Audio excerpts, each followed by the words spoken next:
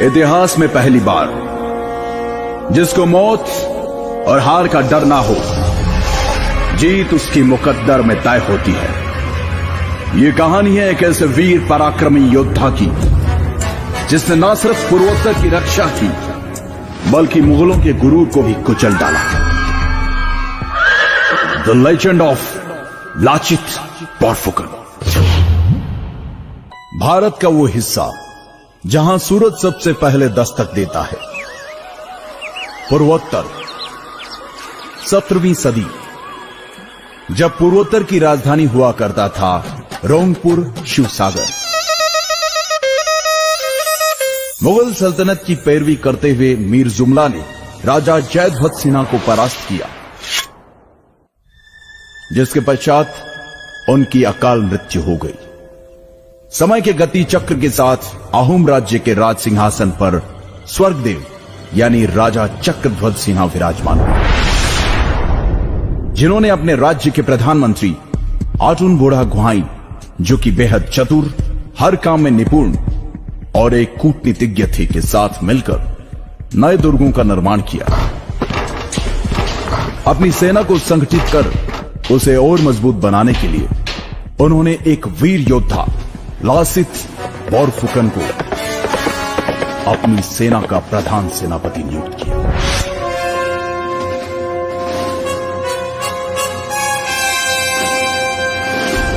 जो कि ऊपरी असम के पहले बोरबरुआ मोमाई तामुली बोरबरुआ के बेटे थे।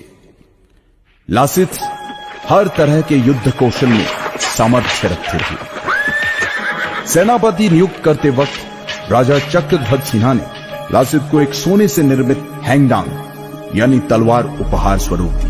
चक्रध्वज सिन्हा ने धीरे धीरे आसपास के सभी राज्यों से मित्रता के संबंध बनाने शुरू कर दिए और मुगलों के साथ की गई संधियों को तोड़ना शुरू कर दिया।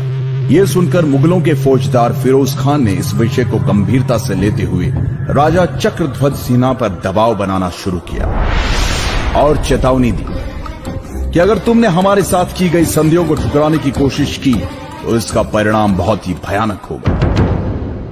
उधर इन बातों की परवाह किए बगैर प्रधानमंत्री आटुन बोड़ा गुहाई और प्रधान सेनापति लासित बोरफुकन ने मिलकर पहले छोटी छोटी जगहों पर और फिर अगस्त 1667 को गुवाहाटी पर भी फतह हासिल कर, जिसके तहत मुगलों को पीछे हटने पर मजबूर होना पड़ा।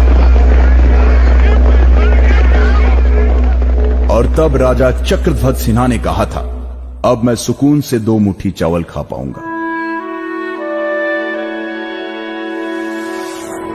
वहीं दिल्ली में बैठे मुगल सल्तनत के बादशाह औरंगजेब को जब इस बात का पता चला तो वो बौखला गया और 19 दिसंबर 1667 को एक विशाल सेना जिसमें 5000 बंदूकधारी, 1000 से अधिक तोपें, नावों का एक बड़ा बेड़ा, 30,000 पैदल सैनिक, 15,000 तीरंदाज और 18,000 तुर्की घुड़सवार शामिल थे, जिसकी कमान उसने राम सिंह के हाथ में देकर कहा, जाओ और जो भी हमारे सामने सर उठाने का साहस करे उसे कुचल डालो। फरवरी 1669 को राम सिंह रंगामाटी आ गया और अपनी विशाल सेना के साथ उसने फिर से गुवाहाटी पर कब्जा कर लिया। तब लाचित ने कहा था कि यह बड़े ही दुख की बात है कि मेरे प्रधान सेनापति रहते हुए मेरा देश भयंकर समस्या से जूझ रहा है। मैं अपने राजा और प्रजा को कैसे इस संकट से मुक्त करूं? कैसे मैं अपने पूर्वजों के मान और सम्मान की रक्षा करूं? उसी दौरान राम सिंह ने एक चाल के तहत बाण के जरिए राजा चक्रध्वज सिन्हा को एक पत्र में लिखा कि लाचित ने हमसे गुवाहाटी खाली करने की एवज में 1 लाख रुपए लिए। एक बार तो राजा को लाचित की ईमानदारी पर शक हुआ, लेकिन प्रधानमंत्री आटुन बोड़ा गुहाई ने समझाया कि लाचित देशभक्त है और यह उनके खिलाफ एक षड्यंत्र मात्र है। लाचित के देशभक्ति की मिसाल इस बात से भी लगाई जा सकती है कि मुगलों पर नजर रखने एवं युद्ध नीति के तहत लाचित ने गुवाहाटी के नजदीक दुर्ग बनाने के काम की जिम्मेदारी अपने मामा को दी थी और कहा कि कल भोर होने से पहले यह दुर्ग तैयार हो जाना चाहिए। मामा ने कहा, आप निश्चिंत होकर आराम करें, सुबह तक काम हो जाएगा।